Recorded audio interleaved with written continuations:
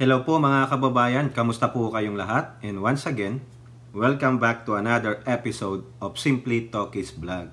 So ang pag-uusapan natin mga kababayan ay ito pong bumulaga sa atin, no? Kahapon po sa ating bansang Pilipinas na hindi na po tumagal eh.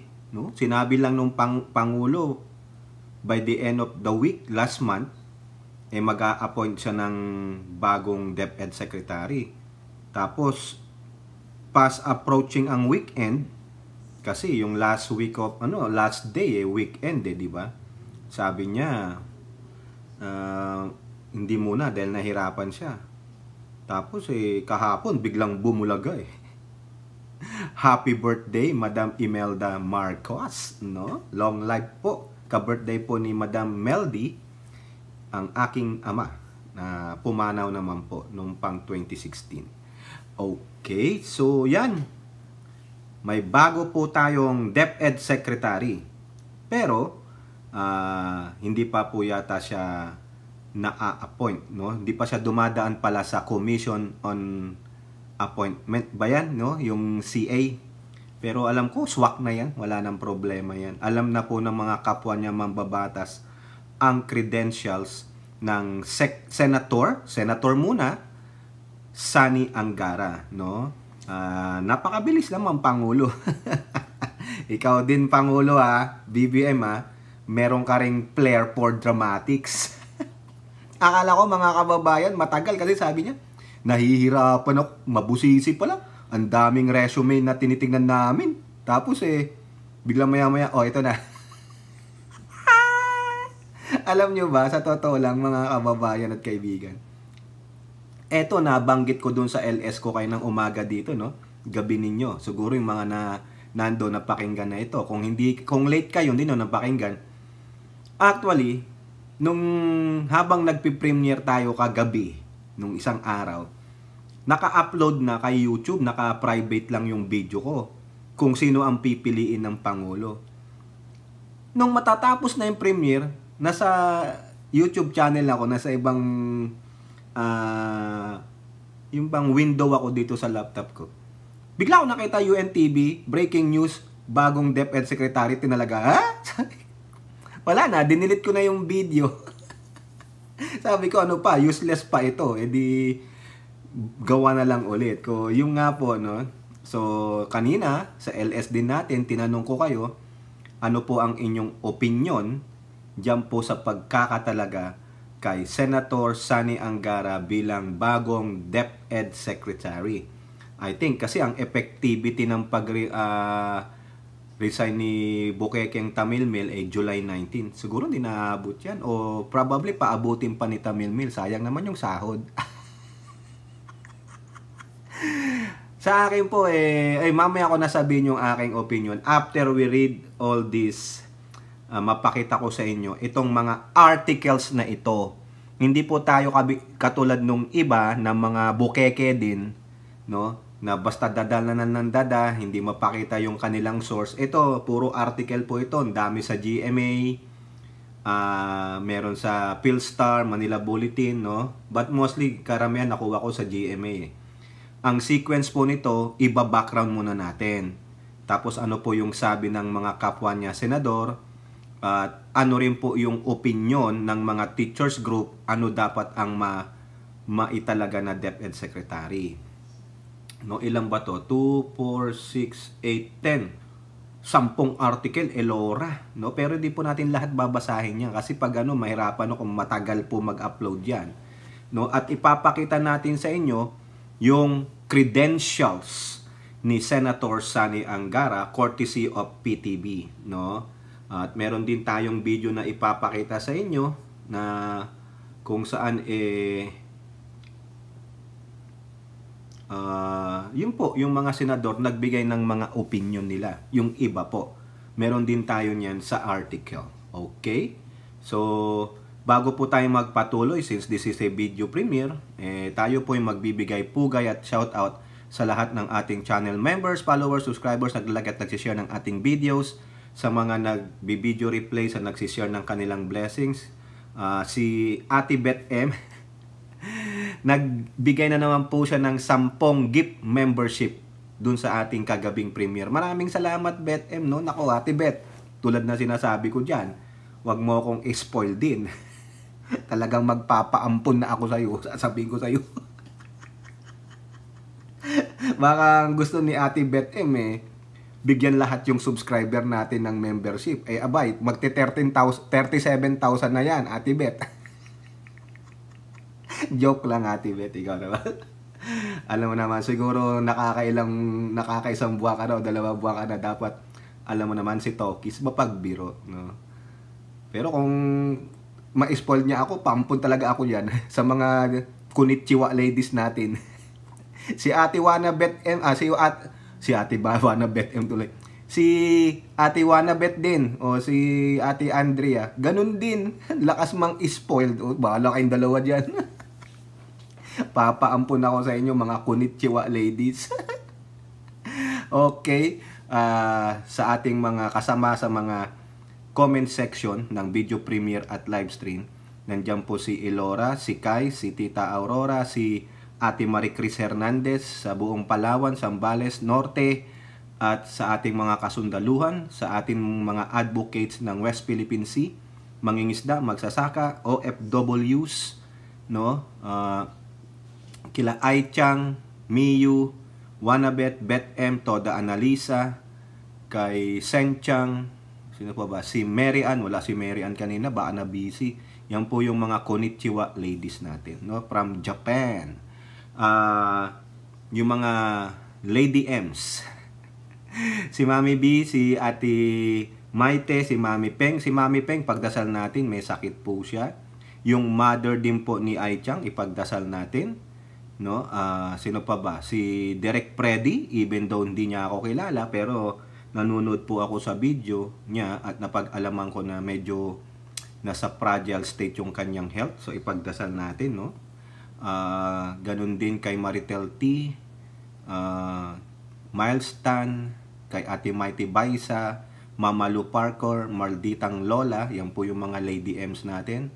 Si Priscilla, si Lorna Rafael, Rebecca Lagmay, si Ilocana Kana, yan, nagpa-super stickers po si Ilocana Kana, si Carclea, si RN Tusens, si Mohamed, si Red, si Danny Reynado, si Hattori, no? Sino pa ba yung nandun sa live chat kanina? Si Kapdong, si Sam D, yung mga na-late po sila, kaya kailangan mag-stay tayo kahit paano i-accommodate natin, no? Si Horacio Pantala, no? Sino pa ba? Si Berna Villafuerte, no? Na mas maganda pa daw siya kay Suraida. We will find out, Berna.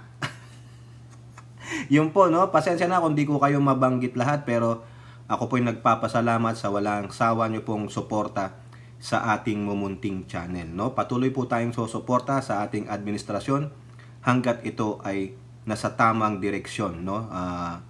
Wala pa naman tayo nakikitang ginagawang mali ang ating administrasyong Marcos. Okay, so ito na po, sumambulat na po, talagang ito po ang inaabangan ng taong bayan. Sino po ang papalit kay BP Tamilmil Bukekeng Itok-Itok Sara Duterte? No, at yun nga po, kinontent na rin natin ito. Sino po yung mga napipisil ng mga taong bayan, mga lawmakers at mga grupo kung sino ang dapat napapalit. Kanya-kanya pong opinion, hati-hati ang opinion, dahil ang sabi nila sa iba, ayaw namin ng isa pang politiko na hahalili o papalit bilang isang DepEd Secretary. Kasi po ito ay napakamalaking bureaucracia, no? Napakalaking suliranin ang meron ngayon tayo sa ating Department of Education. Ang daming kakulangan, ang daming problema na hindi po na resolbahan ng dati ninyong DepEd Secretary na si Bukekeng Tamilmil Itok-Itok. Okay, kung doon lang naglalaro, huwag nyo nang alamin pa yung sequence ng Bukekeng Tamilmil Itok-Itok. Basta doon tayo maglalaro. Okay, baka meron na naman mag-comment dyan hindi po na bigyan ng solusyon ang mga problema na nag-i-exist pa sa DepEd, bagkus na dagdagan pa. No, ano bang proyekto o programa ang naitaguyod ng dating DepEd Secretary na si Itok Itok? Number 1 is tree planting. Yun po ang sagot niya sa kakulangan ng textbook, kakulangan ng mga school supplies, kakulangan sa paaralan, silid paaralan. Bakit? Kasi pag lumaki daw po yung puno, yung parang nara na hindi mo na mayakap, ayun, pwede nang gawing mga, di ba, yung papel natin ang gagaling sa mga puno. Yung mga upuan, lamesa, galing sa mga puno. Yung mga building materials sa paggawa ng paaralan, galing sa puno. Ilang taon yun? Baka wala na siya sa mundo, hindi pa lumalaki yung tinanim na puno. Ano pa? Physical education. Ano yung physical education? Di ba umakyat siya ng 3 bundok? Yun. Ganun. Ate Maite. Di ba? Si Ate Maite na hindi daw siya magaling sa math. Ayan, di siya magaling sa math, kaya ganyan. Di ba? Ano pa? Ate Maite, ano pa yung natutunan natin kay Itok Itok? Natuto siyang mag-shopping. Yung mga mahilig sa mag-shopping dyan. Ayun po yung mga greatest accomplishment ni VP and former DepEd Secretary Itok Itok Tamilmil Bukekeng Sara Duterte. Ngayon, eto po, sabi ng mga teachers group, dapat hindi politiko. Dapat galing sa educational sectors. Pero sabi naman ni Bukeke, wala namang batas na nagsasabing dapat ganito galing ang ano ng DepEd Secretary, dapat ganito, chenis, ganon. Haba pa kaya nga binibilisan ko mga kababayan kasi ang daming article nito Now, eto po. Nung ipinlaunch na, di ba, nandiyan si Kimbo, nandiyan si DTI Secretary Pascual, si Angara, si Prospero Divera, saka yung isang nene na sinasabi ni Salceda. No, eto na, lumabas na. Sabi ni Sani Angara, background lang tayo, no? Sani Angara open to be the DepEd Secretary. July 1 report yan ng GMA News Online. Kaya nga kunentent ko Pero pagdating kinabukasan, wala na, na-declare na Ang sabi niya lang dyan, kung mapipili po, diwa, kaya kung kailangan ng tulong ng presidente, bakit hindi? Diba? Open siya. Tinatanggap niya ang challenge. Ngayon, sabi naman dito sa politiko, sabi ng isang senador, yung na-Achilles heel, yung sinabihan na yung kanyang mahiwagang paa ang nagpabagsak kay Subiri. Sabi sa politiko, believe ako kay Sani, Bong Revilla endorses Angara as DepEd Secretary. So, kasi kasamahan niya po, no? Hindi niya lang kasamahan bilang isang senador, kundi naniniwala po si Senator Bong Revilla Jr. sa kakayahan ni Senator Angara bilang papalit na DepEd Secretary. Ang dami pa pong sinabi ni Senator Revilla pero immaterialize na yan. Kasi, ito na, sa ulat po ng Manila Bulletin, yan na. Surprise! Na-surprise ba kayo na si Sani Angara ang pinili? Kasi galing siya sa politiko, di ba? Yung iba ayaw ng politiko kasi mahahaluan ng politika. Alam nyo, kahit na sino pang iupo nyo dyan, politiko or not, no? It doesn't matter kung ano siya, kung politiko o hindi. What it matters is how he leads that department. It matters the political will of that secretary. Kasi may mga stakeholders ka. Ang laking bureaucracy niyan. If you will be eaten by that bureaucratic process, lalo na ang stakeholders, kung kakaya-kayanin ka, nakikita nilang kaya ka nilang lamunin, wala. Hindi ka magtatagumpay. Tulad ng nangyari kay Bukeke. Kasi parang si Bukeke, she doesn't have the passion. She doesn't care kasi hindi nang gusto niyang posisyon. Remember, ang gusto niyang hawakan ay Department of Defense. O napunta siya sa education, even though na ang laki-laki ng budget, but she doesn't know how to run that department. It is a big task sa kanya. Wala pa siyang alam sa educational sector. Hindi niya alam, kaya ganun. Pero si Angara, seasoned veteran yan. Ang tatay niyan ay isa rin sa education sector. Halungkatin nyo na lang po yung pangalan nung kanyang ama na isa ring politiko. Mamaya, ipapakita ko sa inyo dito yung qualification, no, ni Senator Angara, yung kanyang profile. So dito muna, sabi dito sa Manila Bulletin, Marcos names Sani Angara as new DepEd Secretary. O, ayan po. According to the palace, Marcos made the announcement during the 17th cabinet meeting. Sabi ko na nga dun sa previous vlog ko na dinilit ko na lang na probably ito sasama ito sa isang cabinet meeting or sectoral meeting, or kung meron mang state visit, buti wala ngang state visit ang Pangulo, kung hindi kasama yan. Sa isang cabinet meeting, the 17th, sinabi ng si Angara ay tinanggap niya po ang posisyon. Bakit niya tinanggap ang posisyon? O tulad po ng sinasabi niya doon kanya sa GMA News na binackground natin, he is willing to help the Marcos administration because, sabi niya, kung kinakailangan ng tulong ko, why not? At the same time, tumutulong naman ng Senado sa administrasyong Marcos. Kasangga siya. Di po ba? Tama, mali. O, wala namang issue kay Angara. Wala namang sinabing, ito, incompetent itong taong to. Wala namang nagreklamo. Walang objection. Why? Ha? Tingnan nyo mamaya. May ipapakita lang ako sa inyo. Ang daming article mga kababayan. Lalong-lalo na sa politico.com.ph. Ang daming article about yung accolades, no? Yung mga magaganda. I think most of his colleagues na lawmakers, they are accepting him. Dito, ano naman ang masasabi ng mga private sectors, mostly the business sectors and that union group. Mamaya makikita natin. Yun po, no? Sani has agreed to take on the brief of the Department of Education. So kasi si Senator Sani Angara, after 2025 May, wala na po siya. Nakuha niya na yung maximum years niya sa Senado. 2-termer na siya. So pahinga muna siya. Mag-antay siya ng 3 years, no? 3 years bago siya magkaroon ng re-election kung sasabak siya. So therefore, sa 2028, tamang-tama, matatapos na rin ang termo niya kasi coterminus yan, no? Tsugi na rin siya. Unless he doesn't have any desire to seek sa Senate or sa lower house, kung gugustuhin siya ng new president, maybe remain siya as DepEd Secretary. Pero until the 2028, then hindi natin alam kung ano plano niya, he will handle the Department of Education. Di ba? Yan po ang sabi dito. Eto na lang. No? Ano ba? Tingnan natin baka mas malinaw po, mas maganda itong ginawa ng PTB about the profile of the new Secretary of Education. Ayan po tingnan natin. Yung mga laws authored and or sponsored related to education and youth empowerment.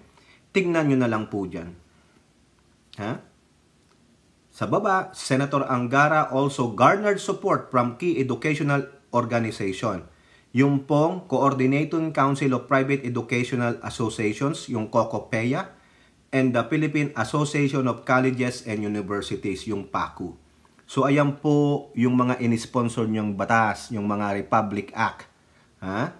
Republic Act, batas na po yun, napirmahan na yun. Diba? Hindi yun sponsored bill. Career highlights. So ayan po, nandiyan, no? Hindi ko na po babasahin. Kung gusto nyo, punta kayo ng X account or sa PTB Facebook page, nandun po yan. Pero pinapakita ko lang po sa inyo para ibig sabihin, hindi po tayo nagsisinungaling. No? Ayan, another mga batas regarding access to quality education. Actually, sa aking pagkakaalam, yung latest, kasama po siya, isa po sa mga co-authors nung libre na ang entrance examination fee sa mga kolehiyo. Yan, di ba? Ang ganda. Ngayon, yung mga nagtatanong ano yung mga qualification, ayan, binigay na natin. Eto pa, kala nyo, hindi nyo, marami yan. Career highlights. So, ayan, mahaba kung babanggitin ko pa sa inyo. Ayan, diba? Meron sa 17th Congress, 18th Congress, ayan, 16, 17, 18, and, ano nangyari sa 19? Yung 19th Congress, bakit wala? Ito yung kanyang education. Abay, Master of Law sa Harvard. Ay, matalinaw. Saan ang Harvard? Doon kila Red, Massachusetts. Sa Cambridge. Sa Cambridge. Hindi siya sa Boston, sa Cambridge. Ano pa? O yan, ay mukhang nadoble na yata ito. O yan, ha? Okay, so at least meron tayong evidence, di ba? O, hindi tulad tayo ng mga gago na hindi marunong magpakita ng mga evidence. Okay? So at least nakita nyo na yung mga ano ha, yung kung saan siya graduate, sino yung mga sumusuportang educational organization. Kasi ganun din po yung isinulat dito ng Manila Bulletin, yung PACU at COCOPEA. Okay? Na sumusuporta. Now, tignan din natin yung naisulat dito sa Philstar Global. Yung Sani Angara is new DepEd Secretary. Ha? Talagang lahat po sila, kinover nila. Okay? O. Ang sabi dito sa statement po, no? Sa statement po ni Senator Angara. Angara thanked the President for appointing him, saying that the education portfolio is a significant responsibility that he has accepted with humility and a profound sense of duty. O, ayan, tandaan nyo yan ha. Yan ang statement niya. With humility, may pagkakaumbaba, and a profound sense of duty. Yung, ibig sabihin, alam ko, no, yung malaking trabaho na iaatang sa akin. Kailangan niyang alamin yan. Pero alam ko may background na yan, no? The senator also added that he is committed to working with all sectors, including Duterte, and is looking forward to building upon Duterte's accomplishment. Oy, Senator, ba't di mo nilista dyan yung accomplishment ni Duterte? Meron ba, mga kababayan? Sige nga, kayo nga dyan po na mga nandyan sa comment section no, ng ating video premiere. List down nyo nga ano ba yung accomplishment ni Tamilmil. Baka nandun sa kanyang speech. Hindi ko po kasi pinanood yung gaga na yun. Ano lang po ang sabi ng DepEd dyan. O, ito po. DepEd Secretary, spokesperson Michael Powa on Tuesday welcomed Angara's appointment, saying in a statement sent to reporters, the DepEd community looks forward to working with the new leadership as we continue our relentless pursuits towards improving the quality of basic education in the country. O, ayan po ha. So, hindi natin babasahin itong sa GMA News Online kasi kinover na ng Philstar Global. Yung sinabi ng DepEd. They are welcoming. They are willing to work with him. Okay? Eto pa. Ano pa yung magandang track record ni Senator Sani Angara? Bukod dun sa pinakita natin kanina, ito lawakan natin. Okay? The Senator is currently a commissioner of the 2nd Congressional Commission on Education, the EDCOM-2, a 3-year congressional body tasked with assessing the problems of the Philippine education system and recommending legislative solution. Ito yun.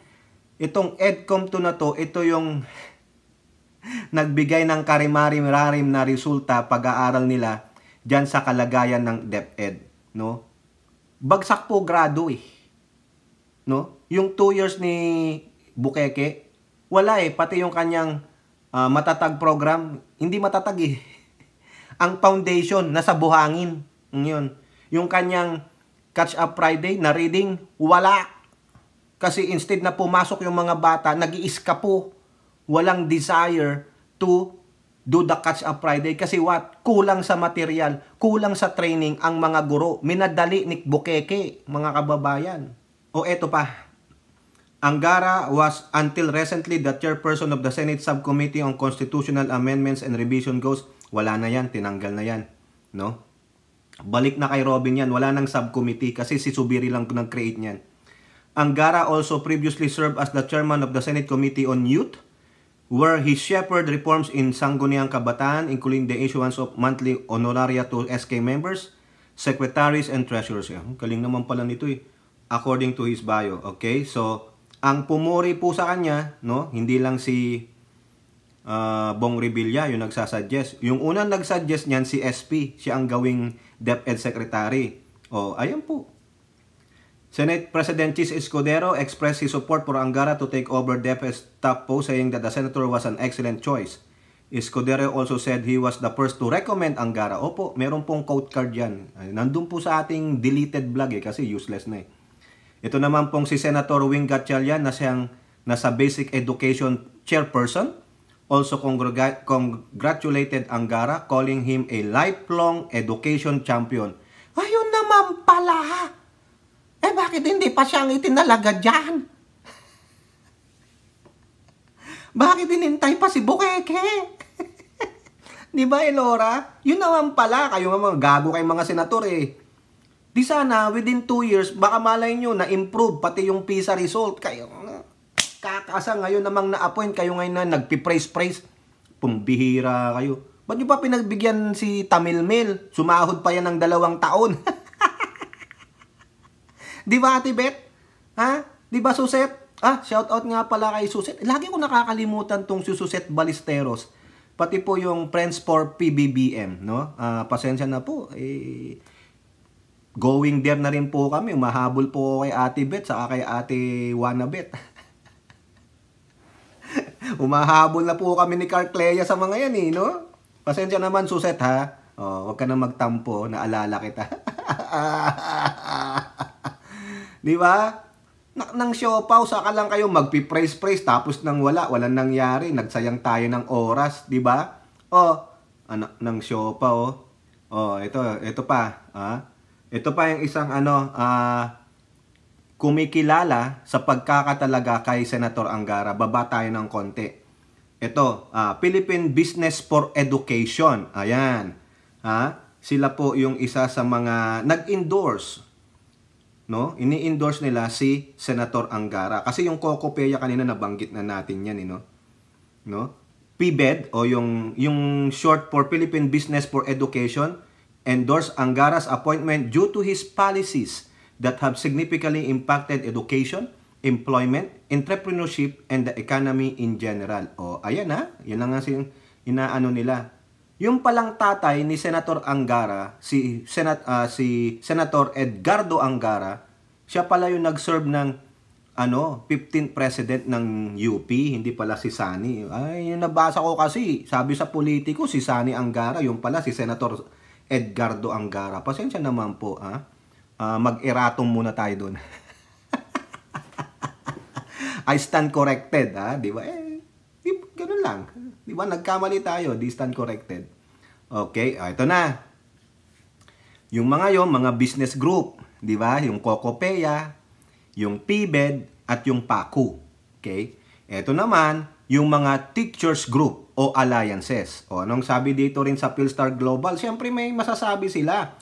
Ito po yung grupo na nagsasabi na sana hindi na lang politiko kasi ayaw naming mahaluan ng politika. Sana si ganito. Sana si ganyan. Sila rin yung nagsabi na meron naman daw mga education secretary na magagaling. Kung magaling, bakit tambak ang problema sa DepEd? Diba? Mga gunggong pala kayo eh. Hindi magaling kung hindi naayos. Yun lang yun. Diba? Tingnan nyo to. 2 prominent teacher organization have welcome. Wini-welcome nila in open arms. Kumbaga, come to Papa. Diba? RN 2 cents. Oy, Kai. Pwede ka nang uminom ng Yakult. Huwag ka maniwala dyan kay RN 2 cents. Loko-loko yung bata na yan. Niloloko ka lang yan. Huwag kang masyadong gullible. Ay, susume. Elora, tuluan mo nga yan. Sobrang gullible yung bata na yan. Nung inom ka na ng Yakult, lactobacilli, shirota strength. Magkakaroon ka nga ng strength Ikaw talaga. Di ba, Ate Beth M? Lactobacilli, shirota strength. From Japan? Next time, papakita ko sa inyo yung kinakain kong ramen. Kulang na lang kimchi. Elora, padalan mo nga ako ng kimchi from Palawan. Bibigyan daw ako ni si Tita Aurora ng mga dried fish. Ay, naku, sarap niyan kasi nandyan yung tito ko. no, sa Philippines, no. Sa next month magbalik dito. Yan. Sana matapos ni Elora yung yung mga mercs ha. Galingan mo Elora para mapakita natin dito at malay mo merong magkagusto mag-order sa iyo.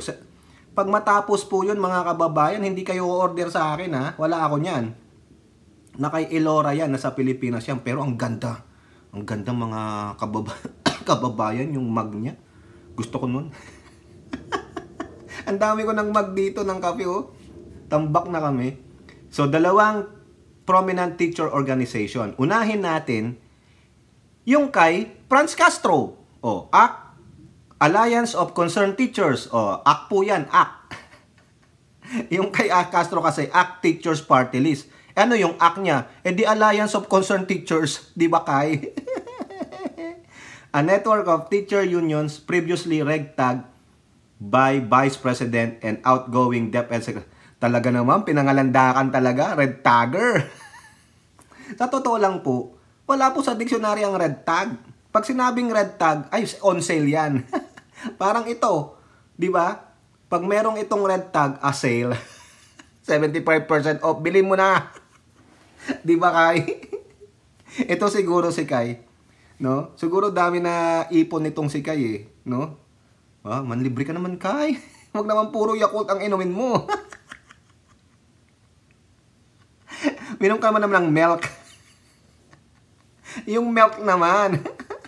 Di ba RN 2 cents? Iba naman yung kay RN 2 cents eh. RN 2 cents, sabihin mo ng bulol yung milk. Sabihin mo ng bulol. Ewan ko lang. Red tag by President and outgoing Secretary Tamil Mil. Describe Angara, ito daw yung kanilang description kay incoming DepEd Secretary Angara, as much improved choice. Ano pa ba ang pwedeng i-choice, Hakay? Ikaw, anong alam mong choice? Sige nga, Elora, itanong nga natin, i-quiz nga natin si Kai. Kai, ikaw, ano ang iyong choice? Ano sa palagay mo? Sabi dito, much improved choice. Ako, may naisip akong ibang choice.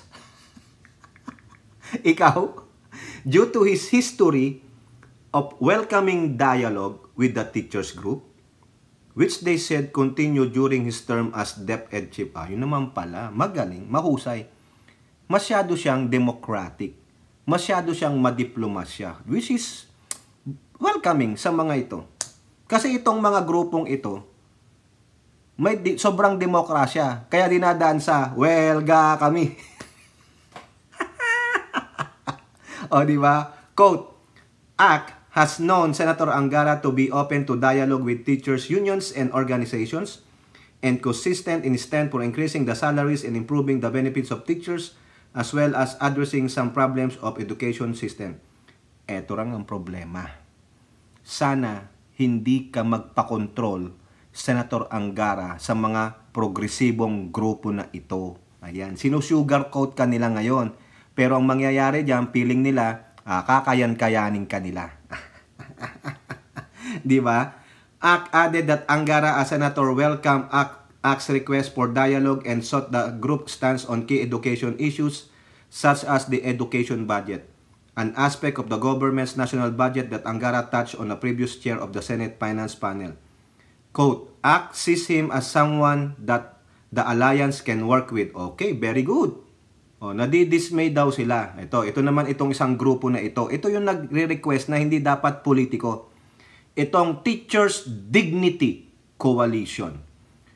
While they were dismayed that President Marcos did not name a non-politician to the position, they said it is willing to work with whoever takes the role to improve the agency and education sector. Yun naman pala eh. Diba? To start, we hope that the incoming secretary engages with stakeholders, especially teachers. He will encounter significant challenges, but addressing this can lead to substantial progress in our education system. Ayon po yung sabi ng spokesperson ng TDC. Okay? For now, we welcome the senator to the department and request a meeting with him at his earliest convenience. Hindi pa nga na ko-confirm ng commission on appointment. Kayo naman, sobra naman kayong mga kayo spoiled brat kayo 'Di ba? Kakaasar tong mga to. Maghintay kayo. Mga spoiled brat o di kaya excited lang kayo Excited kayong magpapansin at makialam, ganun ba 'yon? O sana ang ating panalangin kay Senator Angara na incoming DepEd Secretary, wag kang magpasulsul sa mga yan. Wag kang palamon sa mga yan. 'Di ba? Kasi kakainin ka ng mga buong-buo niyan pag ikaw ay walang masabi diyan. Baka mas mangyari, mas malala ka pa kay Sara Duterte. Yun lang. Mukhang napapansin ko ng mga kababayan, natutunugan ko na mukhang kakainin nila ng buo si Angara Ay, tingnan natin. Pero maybe I'm judging too early. Pero tingnan natin, no? Ito po, another one. May sinabi po ang Pangulo kay incoming DepEd Secretary Senator Sani Angara, no? Sa GMA News Online. Marcos instructs Angara improve history teaching. Global ranking in education. Tingnan mo yan, no? I-improve daw yung history teaching. History teaching. Di isama mo ang West Philippine Sea? Di ba? Dapat may parte sa curriculum yung aralin panlipunan, isingit nyo doon, i-update nyo doon, i-current events nyo weekly. Kung tama man yan, siguro magkakasing edad lang tayo lang si Sani Angara. Ilang taon na ba itong mama na ito? Naranasan niya siguro yung naranasan natin tulad nung kinikwento ko kanina sa inyo sa ating live. Nag-historical tayo, o di ba na-engage nga kayo? O di ba meron tayong home economics, may gardening, agriculture, may woodworking. Ano pa, yung mga napagdaanan natin nung mga 1970s, 60s, early 80s, di ba? Ang ganda. Disiplinado ang mga kabataan, marespeto. Even though na mga Cruella de Vil ang ating mga teacher, pero natuto tayo ng disiplina at respeto. Matatalino tayo, sabi nyo nga, punong-puno kayo ng medalya, si Ate Wanabet. Si Ate Wanabet, pinuno yung comment section ko Nag-istorya din si, kumbaga, feeling ni Ate Wanabet, nandun din siya sa LS kanina Wala siya, tulog na siguro siya. Inaantay ko na lang si Ate Beth M. Magkomento dun mamaya pag gising niya. Kwento sila Nakaka-relate sila dun sa kwentuhan natin kanina about our experiences nung tayo ay nasa elementarya, grade 1 to 6 laang. Wala tayong K to 12, di ba? Wala tayong extra 2 years. Tama, mali? Di ba? Ganda-ganda ng no? Tapos may nagsasuggest pa nga, sana ibalik na lang daw yung mga sa mga dingding, yung pinatanggal ni Tamilmil. Ako payag ako doon, pero do not saturate it. Yun lang sa tingin ninyo makakatulong sa learning process, sa learning method ninyo. Ngayon, ako nga ang suggestion ko quarterly, yung alpabeto okay lang yan, saka yung mga basic arithmetic operation. Pero kung may bago pa kayong idea, take down the old one. Kasi nandyan na yan sa mga tumino na yan sa isipan ng mga bata Magbigay tayo ng bagong mga dapat na matutunan ng bata. Ito nga sinasabi ng Pangulo, improve history teaching. Kasi yung ibang kabataan nalaman ng Pangulo, hindi nila alam yung mga bayani natin. Baka nga hindi nila alam yung simula ng Filipino-American War. Baka nga hindi nila alam ano ang nangyaring sigalot between President Emilio Aguinaldo and the President ng mga katimponerong si Andres Bonifacio. Ano ang trabaho ni Luna, yung magkakapatid na Luna, sa Katipunan? Sino ang gumawa ng ating bandila, yung 3 kababaihan? Sino ang nagsulat ng ating pambansang awit? Yung hindi nila alam yun. Namamangha sila. Anak ng siopaw. Nung elementary ako, sabi ko nga sa inyo, sa hilig ko ng history, wala na akong mabasang ating national history, pati world history, alam ko. Baka hindi nga nila alam yung Waterloo di ba? The Battle of Waterloo, yung Waterloo ni Napoleon Bonaparte. One of the smallest man who almost conquered the world. If not for what? Ganon din yung Waterloo ni Hitler. They almost conquered the world except for one. Kasi yun ay talagang lumaban. O kayo, alam nyo yun? Sige nga. Kung alam nyo yun, sino yun? Tinutukoy ni Napoleon Bonaparte at saka ni Hitler. Pareho lang silang mga bulinggit. Small but terrible, di ba? Sabi nga nila. Ang liliit lang ng mga, ano yan eh, mga palalo, o pero mga terrible. Di ba, RN2 cents? Alam ba ng mga kabataan natin ngayon yan? Kaya nga nasabi ni Pangulong Bongbong Marcos, improve history teaching. Tell the history also my father. Sinasabi nyo, sama nyo dyan yung, kung pwede nga, meron pa ba kayong kopya ng mga librong sinulat ni Apo Lakay? Wala akong makita kasi puro martial law. Nakaka-naratiba, di ba? Ayan. Sabi niya, ha? O ito, sabi ni Pangulo, President Ferdinand Marcos Jr. has issued his marching orders to Senator Sani Angara as new DepEd Secretary. Sabi nung reporter ng GMA News, Angara said Marcos Jr. asked him to help improve the country's performance on the PISA and to change the approach in teaching history. Ayaw! Hindi naman sinabi ditong baguhin mo yung history namin na. Hindi. Kailangan, sa panahon ngayon, ang mga bata, parang bumababa po yung kanilang learning process. Hindi ka agad maka-adapt. Hindi ka agad makuha yung punto. Tayo noon, no? Di ba? Mga bright, ang bilis makuha ka agad yung tinuturo ng teacher. O moving forward. Kaya nga, hindi ko kayo pagmamayabangan. Kaya nga na science high school ako eh. Na science high school ako. Hindi ko akalain, masa-science high school ako. Advance yung aming mga subject noon eh. May cheater arts nga kami, RN2 cents, cheater arts. Yung chatro, umaarte kami. Alam mo, mas magaling ako umarte kay Tambalina, sinasabi ko sa'yo. Napag-aralan namin lahat yan. Paano ka tatawa? Paano ka iiyak? Yung madali kang luluha. Ganon. Diba? RN2 cents. Pero ang gusto ko ngayon, rom-com. Yan. Romantic comedy. Ayoko nun super drama. Ang hirap kaya umiyak. Binanggit ko lang sa inyo. Hanggang ngayon, di ba may mga science high school? O ako dyan sa Olongapo. Meron siguro dyan. Ewan ko, nilipat na daw po ng lugar. Pero dyan dati, 1987 to 1991. Alam nyo edad ko ah. Di ba? 4 years, science high school ako.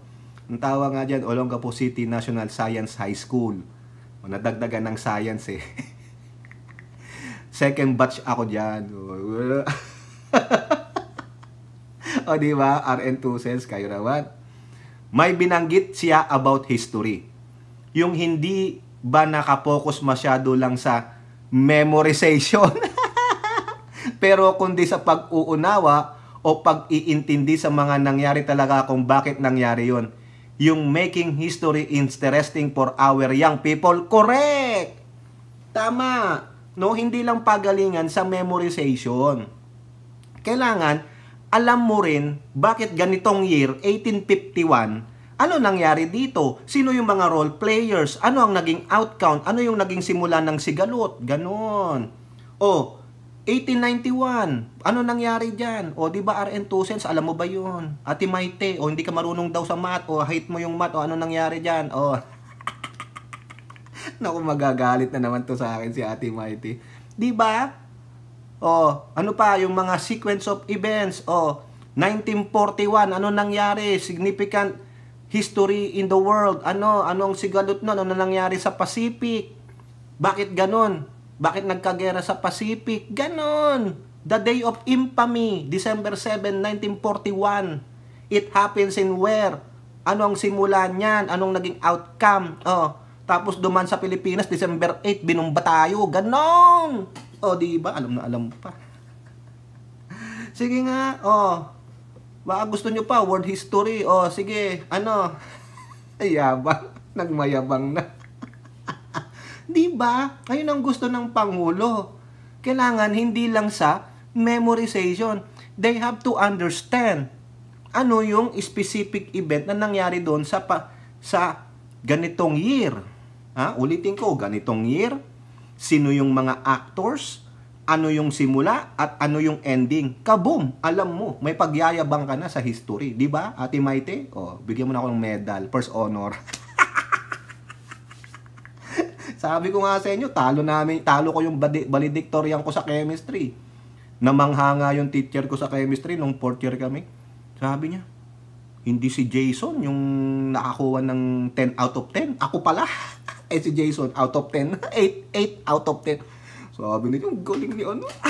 Siyempre, sabi ko galing ako sa chemistry. Di ba? Malay nyo, makapaghalo ako ng mas matindi pa sa Viagra, Mayo. Mamaya, makaimbento ako ng mas matindi pa sa Viagra, Libitrat si Alice, di ba? Hindi na ako mag-vlog, lami-lami na ako, Mayo.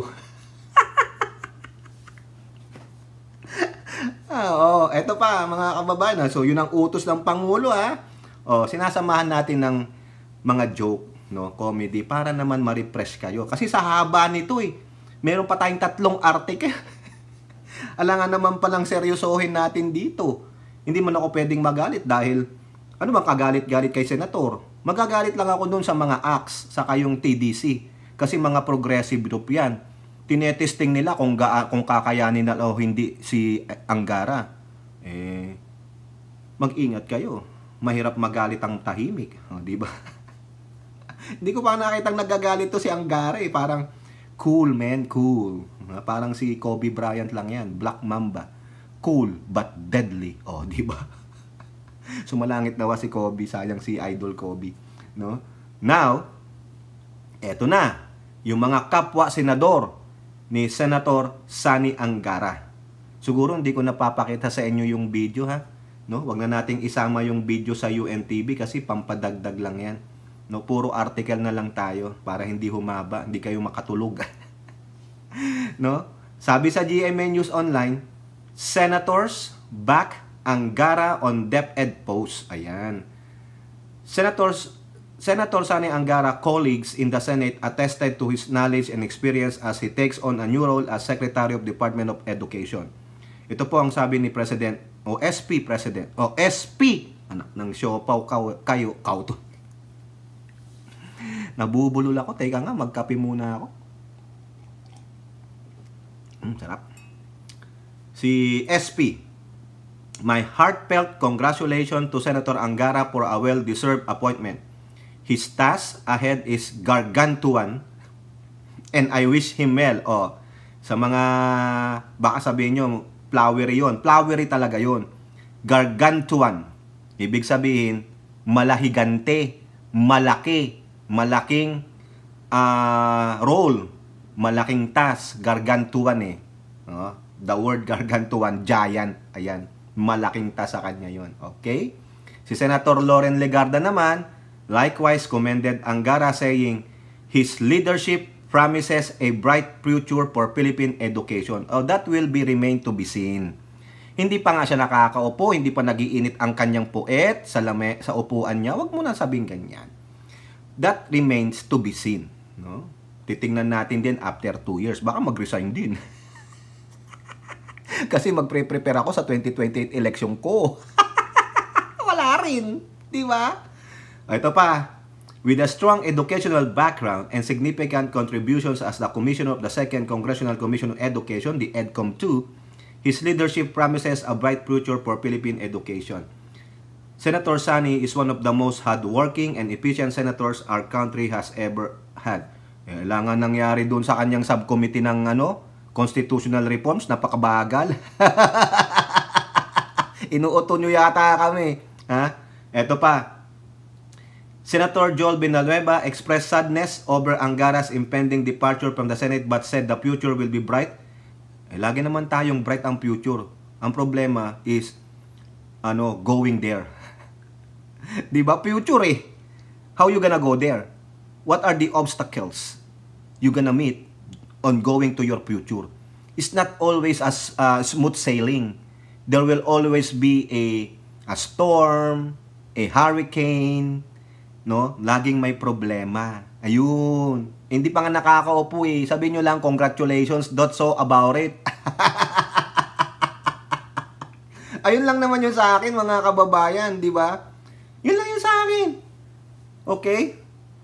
Wag ko nang sabihin yung mga sinabi pa nitong si Villanueva, puro naman flowery lang. Ito namang si Hontiveros, ang sabi niya, a more qualified education secretary. Senator Sani Angara is one of the most qualified and acceptable DepEd secretaries among education reform advocates. Ha? Ayun. At least pumapayag po si Hontiveros, minority.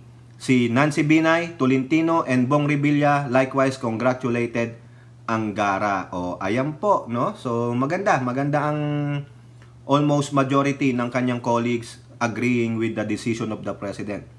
Okay? So, ito, nasabi na natin ito na he bows, no? Ayan na lang po, title ng GMA News.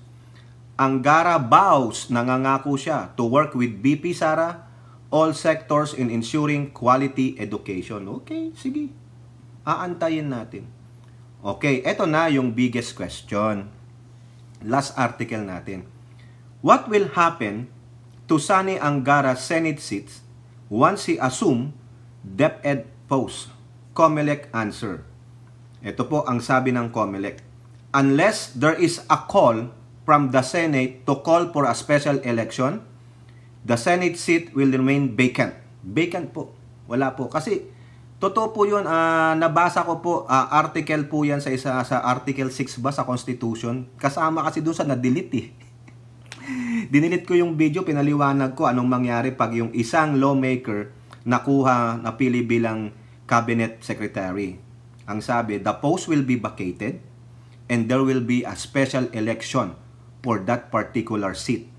Yung nangyari po, example kay Congressman Ralph Recto, si Deputy Speaker, di ba kinuha siyang Finance Secretary ng Pangulo?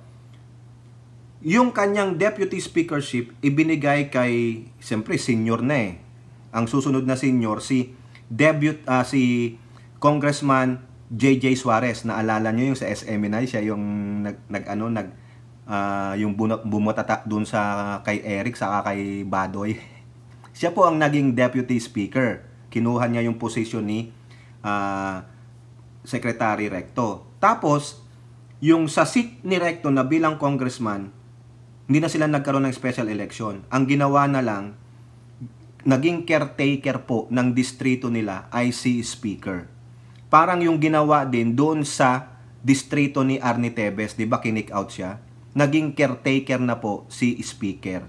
Instead of magkaroon ulit ng special election to maglagay ng bagong tao doon sa seat, instead of wasting a lot of money, no, pati yung kandidato, kukunin na lang na trabaho tulad ni Speaker. Dito po, ang sabi po, nakapanood po ako ng video, pero ito po ang sabi ni Senator Escudero, no, si SP. May doon sa video ko na ipakita, ito na lang. Ito po ang sabi niya, I don't think you need to fill that in and chalk up additional expenses. Correct po. Let's just wait for his term to expire. So 23 lang, no? So ayun na lang po ang desisyon ng Senado kasi magastos po eh. 'Di ba? Oh, sabi na lang ni Escudero, you don't need to fill that in and chalk up. Ibig sabihin, maglalabas ka na naman ng maraming pera dyan. Gastos na lang yan. Di wag na lang nating pilapan kasi less than a year na lang naman. Di ba? Mag-antay na lang tayo. Which is a very good idea. For me. Kayo, ano sa opinion ninyo? Kailangan pa bang magkaroon ng special election para lang fill upan yung less than a year na termino ni Senator Angara? Saka wala naman siyang nire-represent na tulad ng mga congressman. Kung yung mga distrito ni Tevez at ni senator ni chairman ano ba to? Ni Secretary Recto inaako na niya ni speaker o di ba? Naalala nyo rin yon yung sa Baguio City o sa Benguet ba yun? Nawalan din sila ng yung kanilang representante. Ang umako, yung taga kasama dati nila Erwin, si Yap, yung AXIS, siya ang naging caretaker. So si Yap, naging representante dun. Kumbaga parang umalis yata siya sa ACT-CIS, siya na ang naging representante nung bayan na yun. No? Okay? Itama nyo kung mali ako. So yun po. Now, anong take ko dito? Anong opinion ko? Sa akin po, mga kababayan, yan talaga ang pick ko. No? Yan ang gusto ko, si Angara. Kasi based on his extensive background. Nakita nyo naman yung pinakita ng mga yung sa quote card ng PTB, yung kanyang profile o qualifications. 'Di ba? Meron siyang background diyan. And the same time, kinakailangan talaga ng very diplomatic na DepEd secretary. Yung alam niya pakikitunguhan, hindi niya i-alienate yung mga nagbibigay ng kanilang opinion kasi 'di ba sabi nga nung ACT, no, yung Alliance of Concerned Teachers, yung dati ninyong DepEd secretary na si Itok Bukekeng Tamilmil ay nagre-red tagging. No? Kumbaga yung personal feelings niya get doon sa trabaho niya. 'Di ba sabi niya ikaw ba naman magsasalita ka ng I don't have a respect for them? 'Di ba? Sinabi niya 'yun. Ano lang sabi ni Hontiveros? Trabaho lang po tayo. 'Di ba? Sabi naman ni ACT Teachers Party List, the feeling is mutual. Kasi si Sara, na may personal, hindi marunong makipag-usap. Yun po ang kulang sa kanya eh. Kasi tingin niya dyan sa mga progressive group, makakaliwa. Di sana i-demanda nyo na. Ganun lang yan. Dalhin sa proper forum. Di ba? Sa akin po, okay po ako dyan. No? Wala akong pakialam kung politiko siya. What I'm looking now forward is that gargantuan task. Napakalaking trabaho niyan. Kasi ang laki ng problema sa DepEd. Paano yan itatakel ni Angara one by one? Ang sinabi ng Pangulo sa kanya, i-improve mo yung pagtuturo sa history. Hindi lang yung memorya lang ng memorya. Dapat naintindihan. Also, improve yung sa PISA. 'Di ba? Oh, 'di ba pinatamaan si Tamilmil kasi hindi niya magagawa. Oh, makikita natin 'yan mga kababayan kasi mag-examine sila 2024. So sa 2027 mag-examine ulit 'yan. Tingnan natin. Sa palagay ko hindi po ako umaasa na aangat tayo nitong resulta ng 2024. Sino ba nandiyan? Si Tamilmil. Tamilmil. Di ba Mayor Alit Gu? Tamilmil. So nakita nyo, yun na yung take ko ha. Okay po ako dyan. Now, ima-microscope natin siya. Kasi ang laking budget niyan eh. Di ba mukhang magaling din naman siya sa finance eh. Si Angara. Di ba? Mabusisi din siya. Oh, yun nga lang, gaano siya kabilis magtrabaho? Yun ang tanong. Kasi doon sa subcommittee ng charter change, wala nangyari. Now, he will handle a bigger department with the biggest budget. Mai-improve niya kaya? No, that will remain to be seen. Yan. Excited tayo kasi we are disappointed with the previous one. Now, we are expecting a lot na ang laking trabaho niyan, Senator Angara. I think you accepted it. You know what you're getting into. And it's a big challenge for you. Okay? Kayo po, ano pong inyong masasabi? Comment down below and don't forget to like and share. Hope to see you on the next videos. Bye-bye. God bless.